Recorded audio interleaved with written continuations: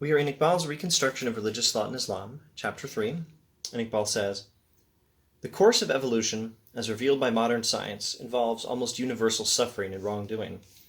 No doubt, wrongdoing is confined to man only, but the fact of pain is almost universal, though it is equally true that men suffer and have suffered the most excruciating pain for the sake of what they have believed to be good. Thus, the two facts of moral and physical evil stand out prominent in the life of nature."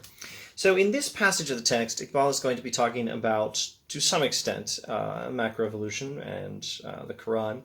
And I think it's safe to say that we can classify him as a theistic evolutionist. But the major focus of this passage is more on the problem of evil. So this is the ancient question: why or how would a good God allow evil and suffering?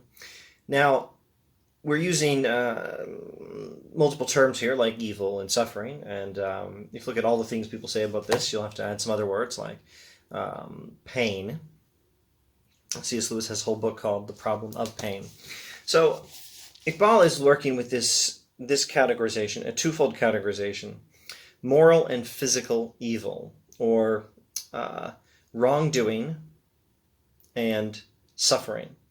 And suffering here mainly means physical pain, or maybe exclusively. So the two facts of moral and physical evil stand out prominent in the life of nature, and he's just said something about God being good.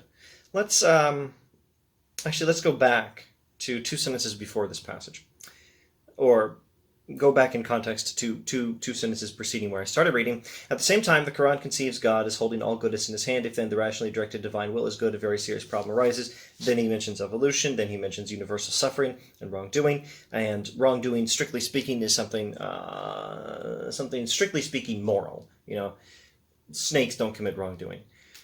Dogs don't commit wrongdoing. Bears don't commit wrongdoing. Humans do. Wrongdoing is a moral evil, a specifically moral evil that requires a particular moral capacity that animals lack that humans don't. And then there's suffering. So massive amounts of suffering and significant amounts of wrongdoing. Why? Why would a good God allow this? That's the question Iqbal will now address. Etc., etc. How is it then possible to reconcile the goodness and omnipotence of God with the immense volume of evil in his creation? This painful problem is really the crux of theism. Now, this is a very classical approach. He's not being thorough in using all the language of the traditional perspective. I think it's safe to say he's assuming divine omniscience, or close enough, where, well, God has knowledge. He's talked about that before. The classical perspective will frequently come with three key terms: goodness, omnipotence, and omniscience. Epicurus, ancient Western philosophy, Epicurus says, if God is good, God will care about evil. If God is omniscient, God knows about evil. And if God is omnipotent, God can stop evil. Therefore, why evil? So Iqbal is very classical in his approach to presenting the problem here. Even if he's not using all the language, he's sort of assuming God has quite enough knowledge to know about evil. How is it then possible to reconcile the goodness and omnipotence of God with the immense volume of evil in his creation? So that's an important question. And he says, I'll skip some of the text, "The teaching of the Quran, which believes in the possibility of improvement in the behavior of man and his control over natural forces, is neither optimism nor pessimism. It is meliorism, which recognizes a growing universe and is animated by the hope of man's eventual victory over evil." So let's not think strictly in terms of optimism, like those who would say, all's right with the world, there's nothing to worry about, evil is illusory, everything's already okay. Not that kind of optimism, and not the kind of pessimism that says, oh, everything's just completely terrible. Actually, he mentions Browning, the poet Robert Browning, I believe, as an optimist. And he mentions Schopenhauer, the philosopher Schopenhauer, as a pessimist. So avoid that. It's not that everything's terrible, and it's not that everything's fine. The Quranic approach is meliorism, which means making things better. So it's not that everything's fine, and it's not that everything's terrible, and we're all freaking doomed. No, it's we can make things better, and we have responsibility to make things better. The teaching of the Quran recognizes a growing universe and is animated by the hope of man's eventual victory over evil. But the clue to a better understanding of our difficulty is given in the legend relating to what is called the fall of man. In this legend, the Quran partly retains the ancient symbols, but the legend is materially transformed with a view to put an entirely fresh meaning into it. The Quranic method of complete or partial transformation of legends in order to besoul them with new ideas and thus to adapt them to the advancing spirit of time is an important point which has nearly always been overlooked both by Muslim and non-Muslim students of Islam. I like that word, besoul. It means giving a thing a soul. The Quran takes ancient, what word shall I use? Legends, ancient legends, and transforms them to ensoul them or besoul them, to besoul them with new ideas. And this is an important point. The object of the Quran in dealing with these legends is seldom historical and nearly always aims at giving them a universal, moral, or philosophical import. And it achieves this object by omitting the names of persons and localities, which tend to limit the meaning of a legend by giving it the color of a specific historical event, etc., etc. Now, so he's going to talk about the legend of the fall, the legend of how human beings started messing things up, started sinning, misused their free will, and sinned against God, and were punished, and encountered is the wrong word, fell into mortality, and where sin and suffering and all this evil came from.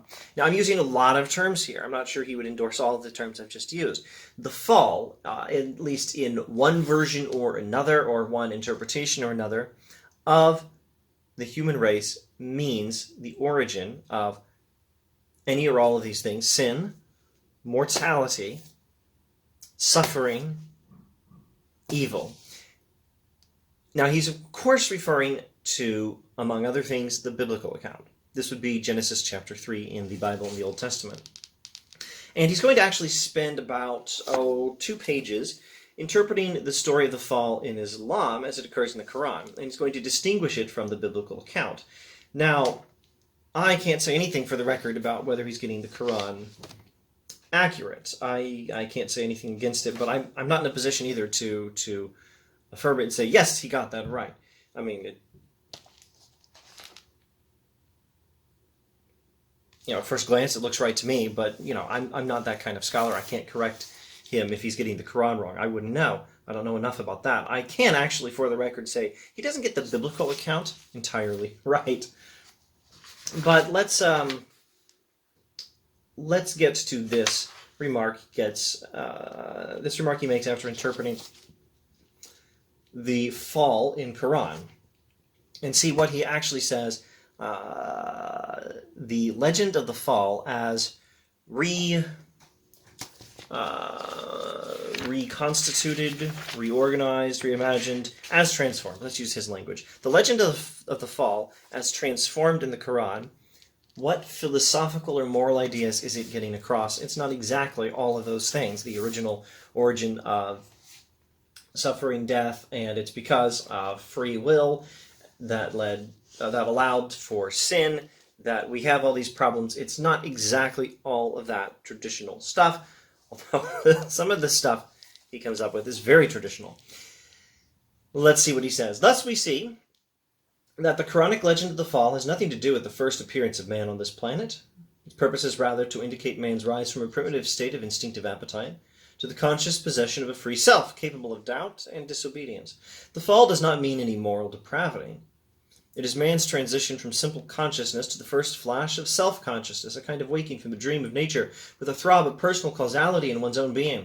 Nor does the Quran regard the earth as a torture hall where an elementally wicked humanity is imprisoned for an original act of sin. Now, for the record, as an aside, I don't know who does regard the earth as a torture hall where an elementally wicked humanity is imprisoned for an original act of sin. That has nothing to do with the earth as portrayed in the Bible. I'm not sure what he's contrasting it with here. There may be some occasional interpretation of the Bible, but it would be a wrong interpretation. Anyway, man's first act of disobedience was also his first act of free choice, and that is why, according to the Quranic narration, Adam's first transgression was forgiven. Now, goodness is not a matter of compulsion. It is the self's free surrender to the moral ideal and arises out of a willing cooperation of free egos. So the traditional, let's say classical approach is to say that evil has something to do with free will. God says this in the film Time Bandits. Kevin. Kevin asks God, yes, why do we have to have evil? And God says, it's a good question. And then God adds, I think it has something to do with free will.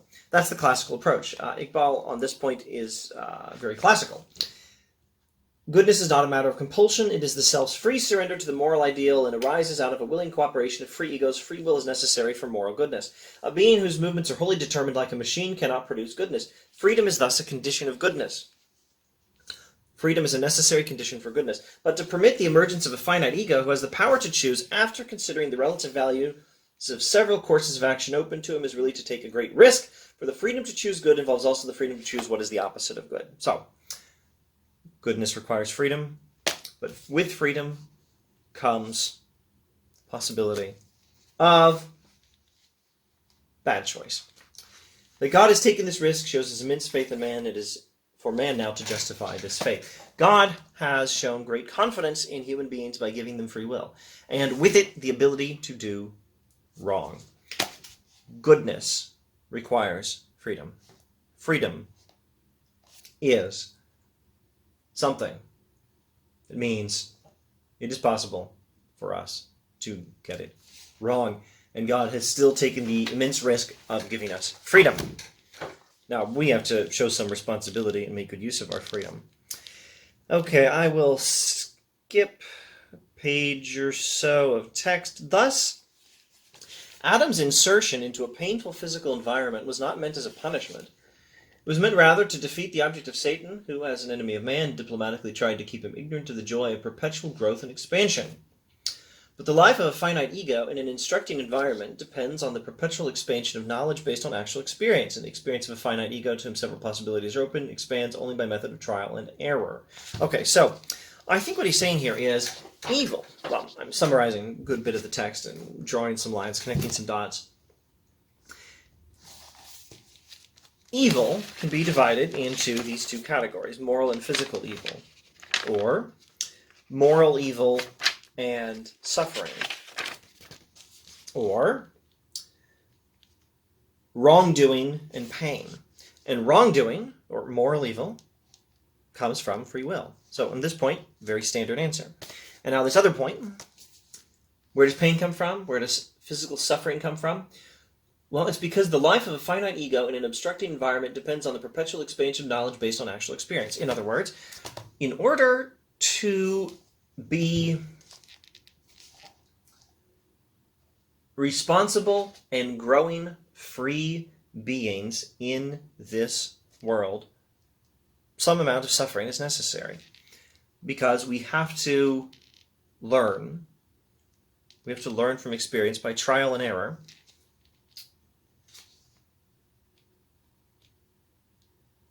How things work in this world and gain knowledge by experience. That's going to involve some suffering. Gaining knowledge by experience is going to involve suffering. I think that's the explanation he's giving for that second category of evil, physical evil or pain or suffering. Skipping some text, he says, true manhood, according to the Quran, consists in patience under ills and hardships. At the present stage of the evolution of selfhood, however, we cannot understand the full import of the discipline which the driving power of pain brings. Perhaps it hardens the self against a possible dissolution. But in asking the above question, we are passing the boundaries of pure thought. This is the point where faith in the eventual triumph of goodness emerges as religious doctrine. God is equal to his purpose, but most men know it not, he says, quoting the Quran. So there's a lot I need to say here. First, let me see if I can make a connection. The idea that growth and knowledge in this world, the sort of growth that is required for finite, free selves with responsibility in creation, which is what human beings are. We are finite minds, finite selves, finite egos, using a word he frequently uses, finite egos, selves, minds, who are put in this world by God with responsibility and free will, and that means we have to learn. We have to grow and we have to learn. And that requires some amount of suffering. This idea, as an explanation for where suffering comes from, is in, I believe, Richard Swinburne is the name I'm looking for. It's in Richard Swinburne. Richard Swinburne, contemporary Christian philosopher, develops this idea as part of his response to the problem of evil. Now, there's another idea, which is that suffering is good for the soul. This is what we call soul-making theodicy. And the name I believe I'm looking for in soul-making theodicy is John Hick, another contemporary religious philosopher. So John Hick and Richard Swinburne have maybe not exactly the same ideas here, but they're both trying to explain suffering. One says suffering is useful for knowledge, although I think maybe Richard Swinburne may be emphasizing the moral benefits of knowledge. We need that knowledge for moral reasons. Iqbal, well, it is moral reasons also. No, I don't think there's any distinction. Never mind the distinction between Swinburne and Iqbal I was going to suggest. On this point that... I'm talking about too much. Let me try to summarize this in a more orderly fashion. On the point that free will is the reason we have moral evil, I think Iqbal has a very traditional approach. You'll find this in Augustine, Aquinas, any number of famous philosophers of religion.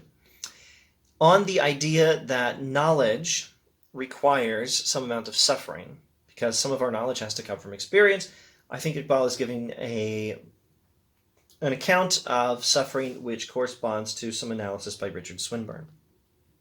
And then there's a third idea here, which is that suffering may have the purpose of making our souls better in some way. Then this corresponds to the soul-making theodicy, as they call it. That's Theodicy, theodicy. Theodicy, theodicy. The soul-making theodicy of John Hick. True manhood consists in patience under ills and hardships, and at the present stage of the evolution of selfhood, however, we cannot understand the full import of the discipline which the driving power of pain brings. Perhaps it hardens the self against a possible dissolution, but we are passing the boundaries of pure thought. This is the point where faith in the eventual triumph of goodness emerges as religious doctrine. In other words, he's giving these accounts of why we have different kinds of evil and suffering, but this last one, that I think has some connection to a soul-making theodicy, is not really what we would normally call a theodicy. Usually when we say theodicy, Theodicy, we are describing a theory which is meant to justify the ways of God to man, as they say. It's meant to help us understand why God would allow evil, to properly understand it. And here Iqbal says, well, maybe evil, maybe suffering specifically, not moral evil, but suffering, has a particular soul-making, soul-building, soul-maturing function. But he doesn't say this to justify why God would allow suffering, why God would allow very painful deaths by cancer, for example. He doesn't say why.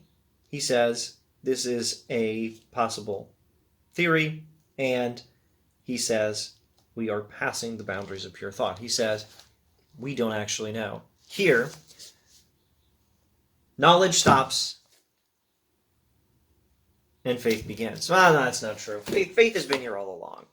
The whole idea of the Reconstruction is to rediscover religious empiricism. And I think we're going to completely botch our understanding of Iqbal if we think that knowledge and faith never overlap. There's Venn diagrams here. There's some knowledge that's not faith, and some faith that's not knowledge, and some knowledge that is faith. That's the whole point of the book.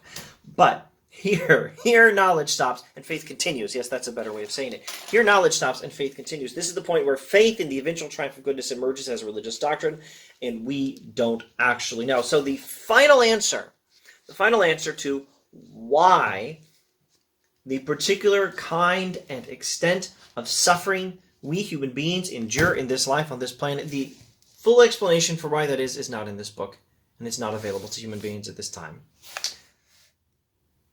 That's it. That's as much as he tells us. This also is actually very traditional. I wish I could say, here's what's in Avicenna, Ibn Sina, or Ibn Tufil, or Al-Ghazali, or various other Islamic philosophers. I just don't know them well enough. I can say Boethius, Christian philosopher. I've got a book somewhere over there. Boethius, The Consolation of Philosophy, says a lot of this stuff. He also talks about evil as soul-making, as making the soul better, stronger, nobler, and he gives a partial account. But Boethius also tells us that we'll never have the complete answer to the problem of evil. So, partial answers, and mentioning faith as where we're left. Faith without knowledge, faith that goes beyond what we know. But also, that was largely the point, wasn't it, of this whole chapter. Go back to the end of chapter 2, and he says, at some point, we have to stop doing philosophy and start doing prayer. And the whole point of chapter 3 was to understand God well enough that we can get to the praying properly. So he's now spent, let's see, he's page 62 to 88 in this edition. He spent that many pages, 62 to 88, giving us some commentary on what is the right conception of God. And now he's ready to start talking about prayer more, and that will wrap up the chapter, and we'll get to that in the next video. Thanks for watching.